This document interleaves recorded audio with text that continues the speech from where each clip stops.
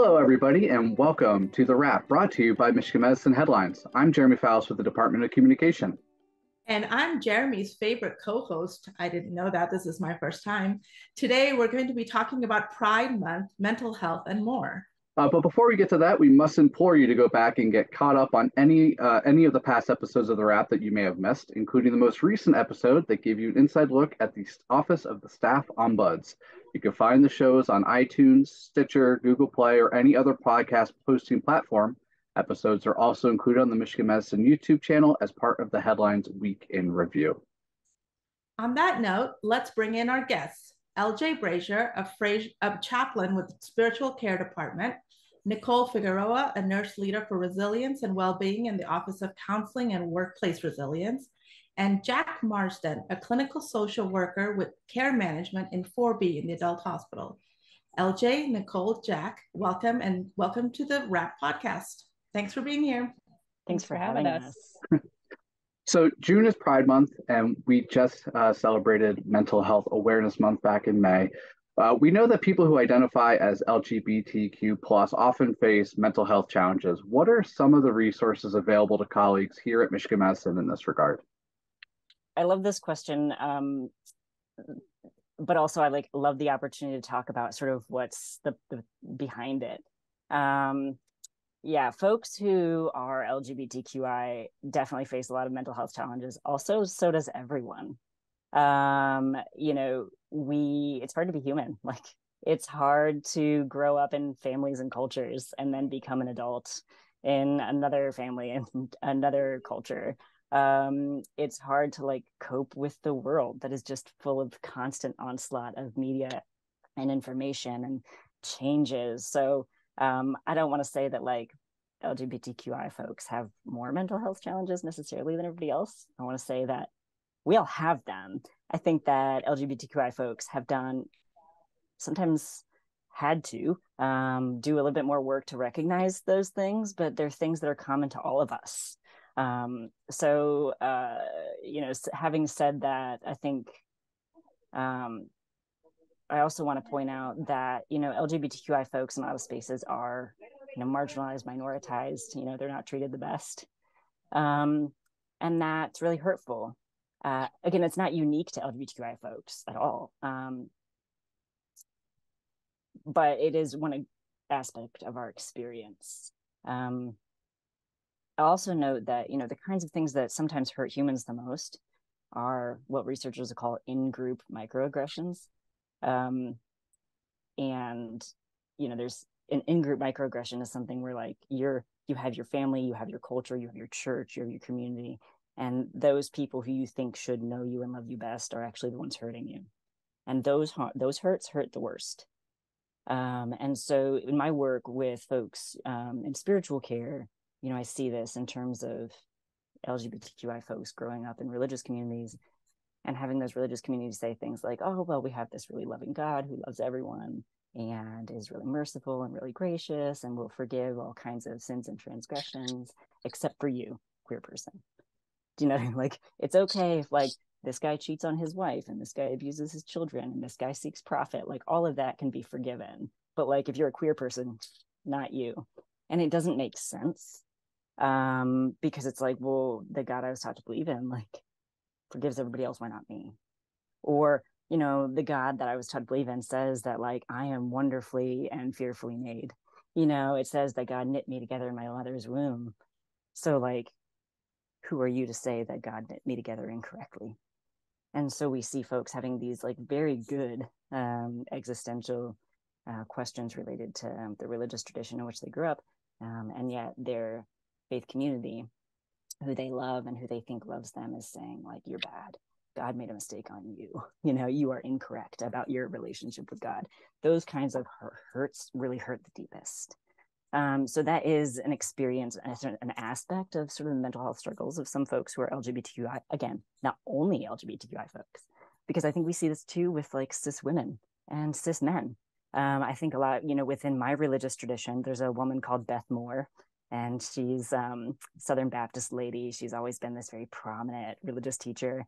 And she's recently, over the years, talked more and more about the abuses and microaggressions toward women in our religious tradition and has sort of said, like, this is not correct. This is not who we are. This is not God. This is not how we should be treating women.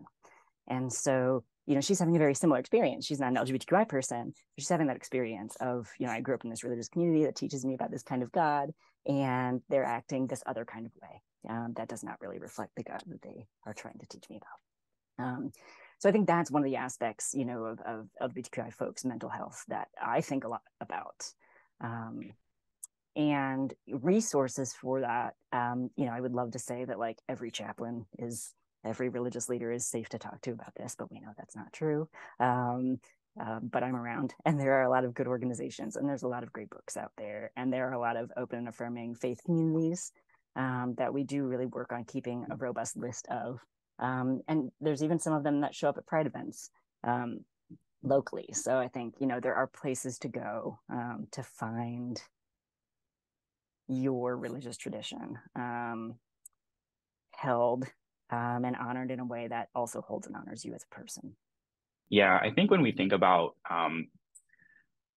you know, when we think about like mental health care, I think sometimes people kind of see it as like this really like it's kind of this separate part of me. Like, okay, like everything that's going on inside of my brain is kind of like separate from, you know, like so okay, you know, it's my mental health, and it's not really connected to kind of anything else. But I think what we know is that mental health care and mental health is it's all like contextually bound, right? So like it's all you know, depending on like what your social context is or your medical context, or you know what your kind of family or cultural upbringing is going to be, like those are all going to be aspects that are important on kind of your mental and emotional and spiritual well-being, you know, too. Like it's all kind of interconnected. And so I think when we're talking about like mental health care for, you know, LGBTQ folks, you know, I think it's important for providers to have like and what LJ is saying is that like, yeah, like, you know, being human is hard. Absolutely. Like we all kind of face, you know, our unique challenges. And I also think that like some folks who,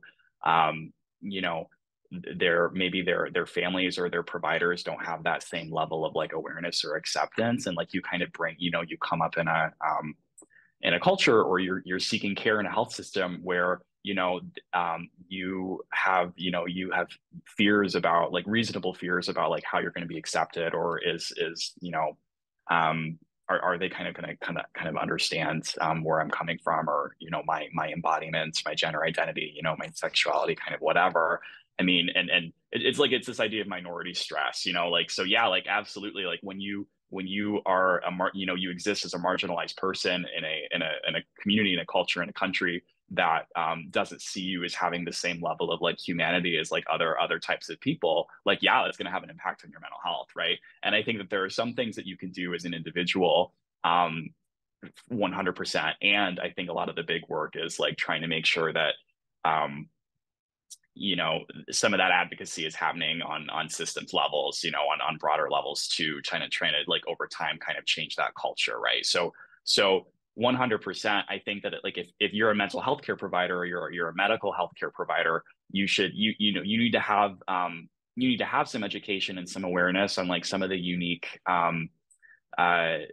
just unique struggles that queer and trans folks face, you know, because they do have concerns that are going to be separate from cisgender or from, you know, heterosexual populations, for sure. Like you should have an awareness of those things, and can be able to speak to those kind of like sensitively, and have that kind of be a part of your lens. Like these are things that I'm kind of keeping an eye out for, and just always having, you know, that recognition too, that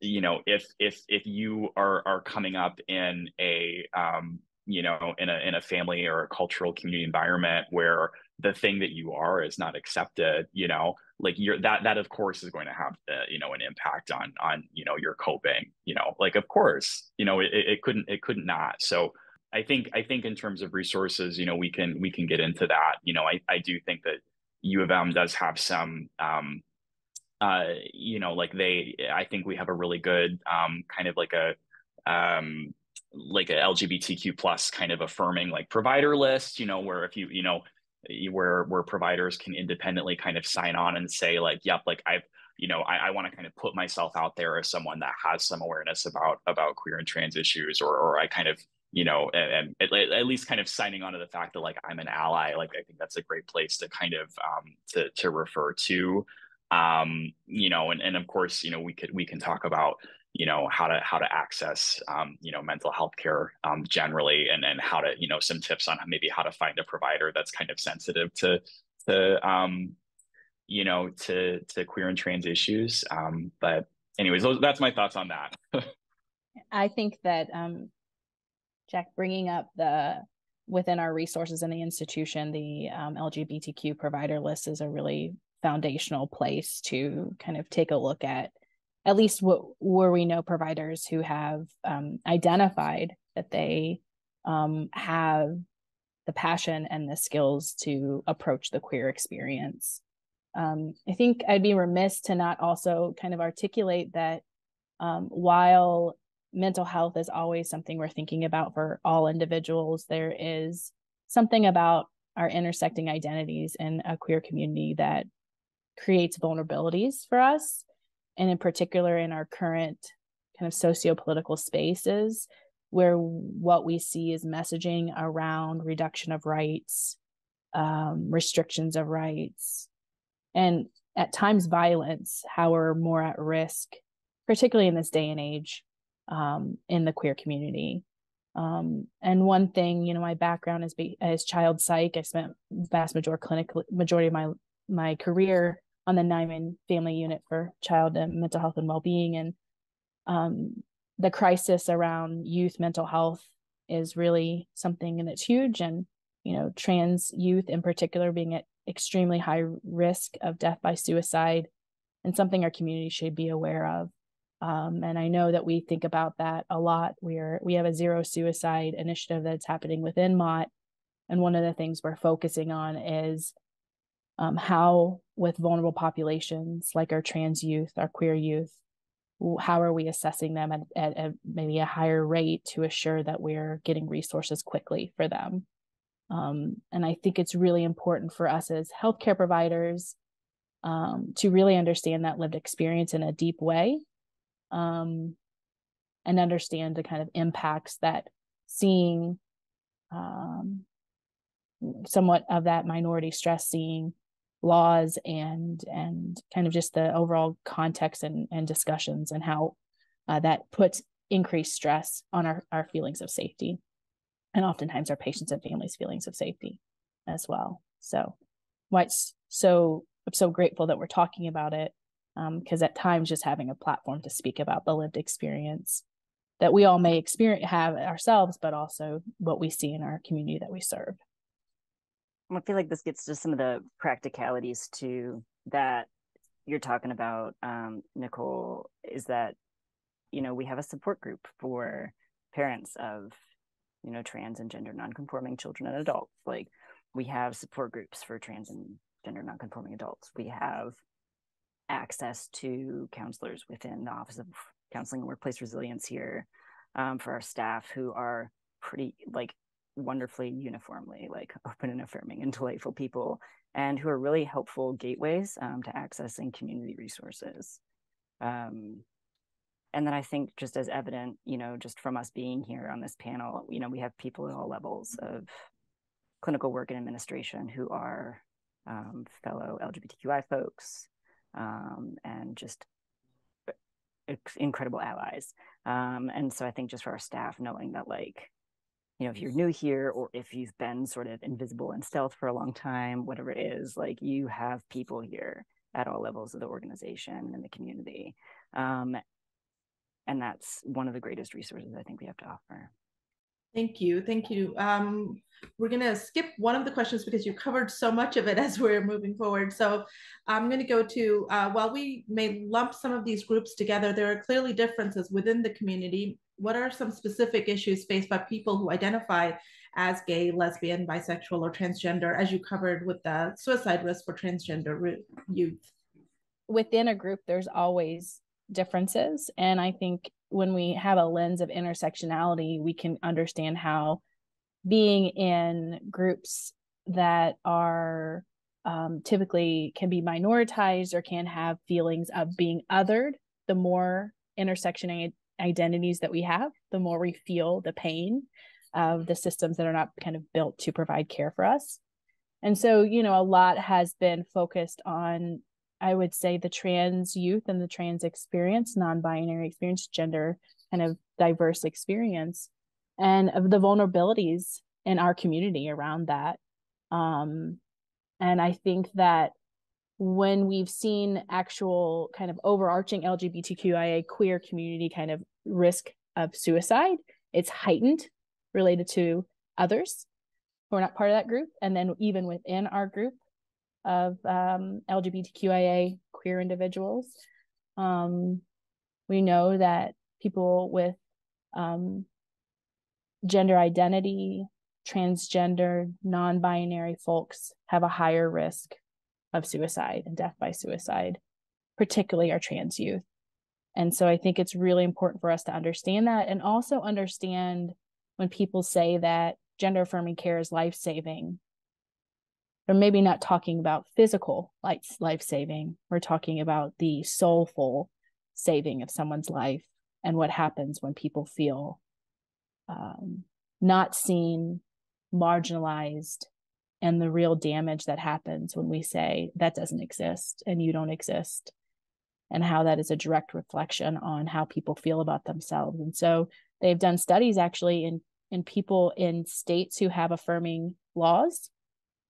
Their risk of suicide isn't decreased really because the national conversation is there.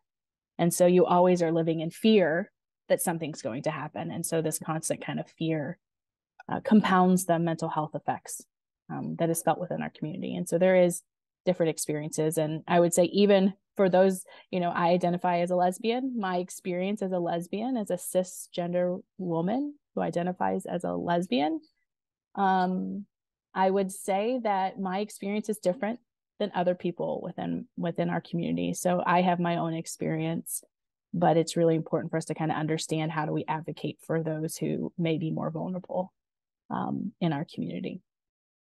So I guess the question, and any of you can feel free to pick up on this, and maybe Jack, maybe you're in a good position to help us on this one. What advice would you give to people who are facing abuse or trauma in their personal lives because of sexual orientation or gender identity? I guess just kind of speaking, generally, right? Like not just specifically to colleagues or specifically to patients, but just that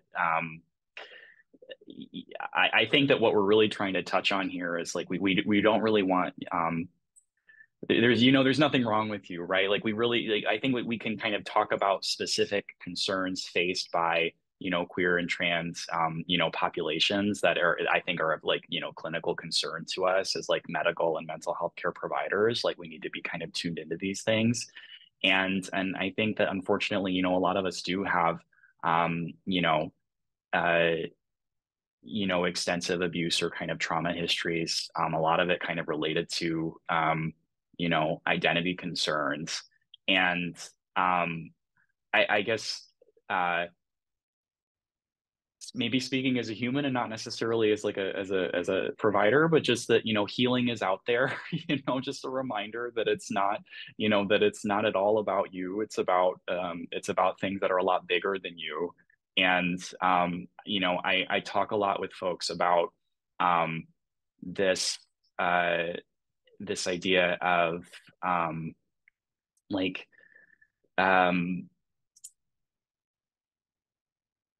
of just kind of like a radical acceptance, and of trying to kind of get to this place of being able to be in a direction where you can kind of move your life forward in positive ways. And even if you're coming from a background that has been really harmful for you, and your family was not there in the ways that you needed them to be, or your community was kind of not there for you in ways that you needed them to be, that community is out there, that is just kind of waiting and ready and waiting to embrace you. There are just a kind of a reminder for our providers too, that for a lot of times, I think we think really firmly in terms of like, well, oh yeah, everything is kind of wrapped up into the nuclear family. And that's kind of how we look at, we have sometimes we have we have patients that come in and they've got it's like, okay, we're looking for your spouse or your daughter or something, and that's kind of your primary support person, right? And so it's like kind of almost hard for us to have like a lens that's wide enough to like, well, my community might look like, you might not necessarily look like that. Like I have chosen family, like those are the people that are important to me. And I have kind of, I don't have those strong relationships with my nuclear family anymore. And that's okay, because I was able to find kind of fulfillment in other people. And so, I think that, and also, I guess, for anyone that has any kind of abuse or trauma history, you're not an inherently broken person, like it's not something that, is that you're not able to kind of continue to kind of move your life forward in a positive direction, like that, healing and wellness and and fulfillment and contentment are things that like you are still able to kind of go out and pursue no matter kind of what's happened to you in the past. And so I think a part of that that's important, especially for queer and trans folks, is just that there are providers that are trained, that are out there in communities, that are able to kind of help you you know overcome and kind of come to terms with and process and move forward in a value direction in your life. Like there are providers out there that know how to do that. And sometimes it can be harder, well, I think just in general right now, there's such a dearth of like mental health providers in comparison to like what the need is, out there. I think it's in the post-COVID era, it's harder than it's ever been, I think, well, not, maybe that's an exaggeration, but it's just really hard to, lots of providers, mental health care providers have wait lists. And so I know that can be challenging, but there are certainly resources that are out there that, you can connect with mental health care providers that have specific training, that can kind of see you for who you are, that you're not going to have to constantly trying to like re-explain things about your identity. Like you're going to be able to say, I'm intersex, or I'm polyamorous, or I'm, whatever. And they're just going to kind of like, they're going to understand that, and you're not going to have to constantly feel like you have to justify your own existence before you even get to, start to kind of get to that, some of that healing work. So I guess what I would just say is that community is out there, healing is out there. There are people out there that are trained, that can kind of help you move forward through this. And just, you are not a bad person because of what happened to you, and that has everything to do with the environment that you were raised in, and not anything to do with who you kind of inherently are, kind of in your soul and in your spirit. So it was a bit long-winded, but I think I finally got around to it there. Oh, that's wonderful, thank you. As we look at Michigan medicine as a whole and U of M Health in our clinical setting, what can leadership do to create a culture that supports mental health for our LGBTQ plus colleagues? I mean, I think, for years, there's been folks that have actually been doing this, and like really playing the long game of doing this, and just really doing this, what I call kind of ministry of persistent presence. Being queer people in positions of leadership, and just being queer people in positions of leadership is a powerful, powerful thing. And it doesn't even need to be that, this person in leadership is explicitly doing queer representation. Just by like being a person who does your job well, and who excels, and who, makes their way into leadership, like as an LGBTQI person, just that in itself is a really radical act that starts to transform the culture. And just being who you are in positions of power and authority is a really incredible and transformative act. So, I think that's the first one. I also want to sort of, this gets back to one of the other questions, about how different, lesbian, gay, bisexual, trans, intersex folks have different kinds of experiences. And Nicole mentioned the idea of intersectionality, which is this idea that, we have multiple aspects of our identities related to like our race, our culture, our religion, our gender, our sex, whatever it is. And that, each person has a unique sort of constellation of identities that all intersect and affect ourselves, but also affect how the world sees us. And sometimes that means that we actually have a lot of privileges in addition to marginalities. So you could be like a relatively wealthy, relatively powerful, successful, white person who's also queer or trans. And those privileges give you opportunities to flourish in your own life and to create space for other queer and trans folks, and to provide that really powerful representation. But there's other kinds of intersectionalities too. And one of those is age. And age is really significant within the queer community because we had a sort of generational attrition in the 80s and 90s. Huge numbers of people died during the AIDS crisis. And unfortunately, of those who died, it was disproportionately queer and trans people. So we have this long and lived history of being abandoned by public health and public health institutions, researchers, medical providers. And that's important to remember because for a lot of younger LGBTQI folks, they've grown up not knowing that. They don't remember that. That was my childhood, right? I remember that. But a lot of, I'm effectively an elder at this point because I remember that. So I never want to pressure older queer and trans folks to do representation. And I never want to pressure older queer and trans folks to help create space, and out themselves. Because I know what they have been through. I know the attrition, I know the genocide that they've been through, and I'm not going to pressure them to be out or do representation or anything like that. However, when they do it, it's life-giving, and it heals the world. So that's one of the things I think about in terms of what can leadership do. That's my message to LGBTQI folks in leadership is just continue to be there. And if to some extent you can also be out and use your privilege to make this place better and safer for our patients and our staff, by golly, please do that. So that's my first message. My second message, I think, is also to folks who we might call allies. And I think there's a lot of folks who are aspirational allies. They want to say they're ally. They want to wear the things. They really want to do a good job, but they don't always know exactly what to do.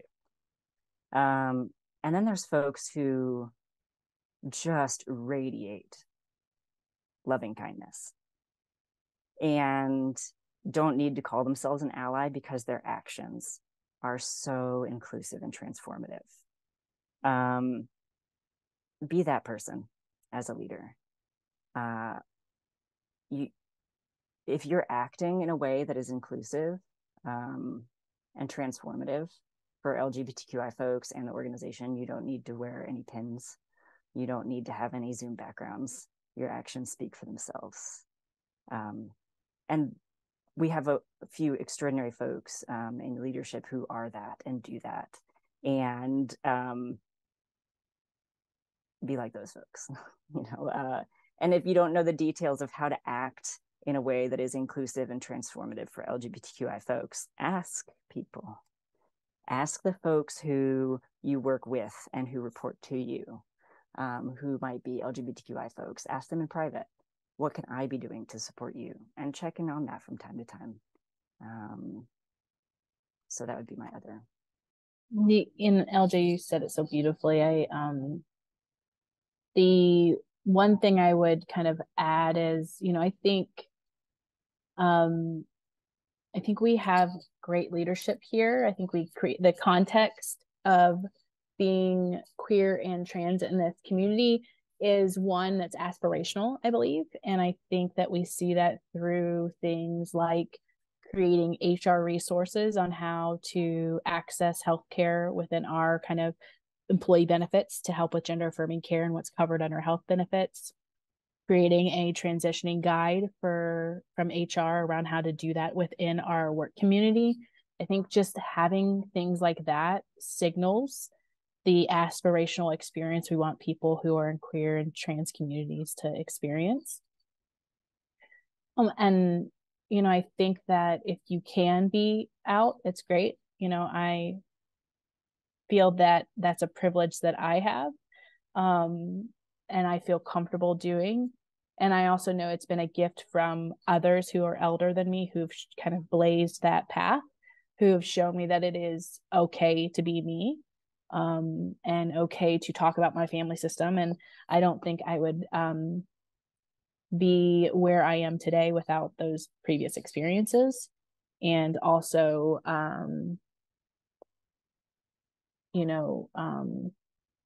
just creating safe space for people. And I think that the more we can have like a global conversation around LGBTQIA, queer experiences, trans experiences on kind of in our DE&I work, the more we kind of discuss that, I think it continues this path that we're trying to create here at Michigan Health. And it's powerful. I think that, I don't think people understand just how powerful it is, just some of these aspirational goals for those of us who are in this community, and just being seen, and the fact that we can all feel comfortable in our own spaces and selves, and that we do belong, which is so powerful. So when our experience is so much that maybe we don't belong, to be in a community where we do feel like we belong speaks, I don't know, can't think of the word, but just speaks so beautifully to the actual base priorities of belonging. And that true belonging is being able to bring ourselves to work and feel vulnerable enough to share our own experiences. So even this opportunity is healing for a kid who grew up in Kentucky and had very interesting experiences as I was experiencing my own understanding of my sexual orientation. So that's beautifully said, Nicole. That sounds like a completely different podcast that we could catch up with you about. I may cry, or I may have just been tearful, and I'm trying not to make it look like I am. But if anybody knows me well, I will cry about certain things, and these are things that I will cry about. So, hopefully don't zoom in too far. We won't. Thank you. Thank you so much, LJ, Jack, and Nicole, for sharing your insights and your feelings and thoughts about the LGBTQ population and mental health. If you want to learn more about the events and details in and around the community during Pride Month, visit mmheadlines.org and see our story from May 22nd titled Celebrating Pride Month with Michigan Medicine, Inspiring Health, Equity, and Inclusion. Okay, and with that, LJ, I have to let you know, and Jack and Nicole, thank you once again. You get to sit back and enjoy this next part, because LJ, your work here is not done. I know we didn't tell you about this ahead of time, but it's time for the lightning round, which is when we get to ask one of our guests some quick fire questions. So I know the answer is no, but are you ready to go? I mean, yeah, that's totally. All right, so much of today's conversation touches on wellness and well-being. What's the best way that you like to relax after a long day at work? I mean, I have a golden retriever at my feet right now. I work with Anna, the hospital service dog. So, I mean, my favorite thing to do is to like go out during this time of year in the backyard, and we do some zoomies and we have some big cuddles. That's pretty high on my list. And so who would you say is your biggest mentor that you've had in your career? Also Anna the dog. Yeah, for sure. If we could all be more like golden retrievers, that would be it. Okay, for serious humans, the first one would be the first like out gay pastors that I ever met. April Baker down in Nashville. She was the first person who like a queer person who I heard preach, and I was like, oh my gosh, she knows the Bible really well, and she loves the Bible, and she loves Jesus. And for like a little Southern Baptist Catholic kid from the South, like those are actually really important things. And she's like this delightful like butch lesbian, super tall, like super commanding, and I was just, it rocked my world in traumatic ways that were really good. And so like I would not be here if not for her in that moment. Again, another podcast that we can record about that. Sure. She sounds wonderful. So the big event last week in Detroit was, of course, the Taylor Swift concert, which took over Ford Field. What is the Swizz? Did you go? Or if not, what is the best concert you've ever been to? I didn't make it to the Swizz. I'm so sorry about that. But I was there in spirit. Best concert I've ever been to. Oh my gosh, this is going to age me. So I grew up during the sort of like early days of emo music. And I grew up in Orlando, which had a lot of really wonderful little venues. And I would say probably like Yellow Card in a really small venue in Orlando called The Social would probably be real high on my list. But wow, that's an embarrassing fact about me. Big Ocean Avenue fan. Finally, as I'm sure you know, I mean, you don't, maybe you do, maybe you don't. June is National Candy Month. So what is your favorite candy? Oh man, not a huge, okay. I go through phases of candy, but I'm going to do a little, my office mate / mentor keeps me stocked on Trader Joe's gummies, Trader Joe's fruit gummies. Those are probably pretty high on my favorites list. But the sour ones are the best of all. All right, you're off the hot seat. Thank you so much, LJ, for playing along. And thank you both to Nicole and Jack for providing such wonderful expertise, tips, and resources for us. We'll post those on the Michigan Headlines when we have a chance, and informing us so much about our community and ways that our organization can help. Thanks, friends. Thank you for giving us the opportunity to speak about this, really important topic. So it was a real privilege to be able to do that. We really enjoyed speaking to all of you. You guys touched on some really, really deep topics, and I hope the people who listen to it really appreciate and benefit the resources that you have to offer. As a reminder, visit mmheadlines.org, where you'll find all sorts of stories this week, like the Rogel Pathways Program, cybersecurity, or the teddy bear story that ran last week. Find all that and much more at mmheadlines.org. All right, Anusha, now it's your turn. This week, I'm in the pilot seat as our esteemed colleague Dan Ellman is road tripping to Colorado. He let me know that he's been there 5 or 6 times because he likes to brag, but he never visited the Rocky Mountain National Park, which I know is a big disappointment of his. So where is one landmark that you've never been to, but you really want to check out? I recently checked off the Grand Canyon off my list, so I was very happy about that, but I would love to go to Yosemite. That is a big on the short list of travel plans. What about you? You took my answer. And I've been fortunate to go to the Grand Canyon once. I was very little. I'd love to go back. But Yosemite, for some reason, even though I grew up on the West Coast, we never made it to. We got to go to Yellowstone. We got to go to Grand Tetons. But I want to see El Capitan. I want to see all the waterfalls. And I would love to go there someday. Absolutely. Yep. It's definitely on my short list. All right, it's time for this week's weekly trivia contest. This week's question is, what sort of gift does nurse Jen Mile create for pediatric patients in East Ann Arbor? Once again, what sort of gift does nurse Jen Mile create for pediatric patients at East Ann Arbor? You can find the answer in the recent headline story, and once you know it, send it to headlines@med.umich.edu for a chance to win the prize.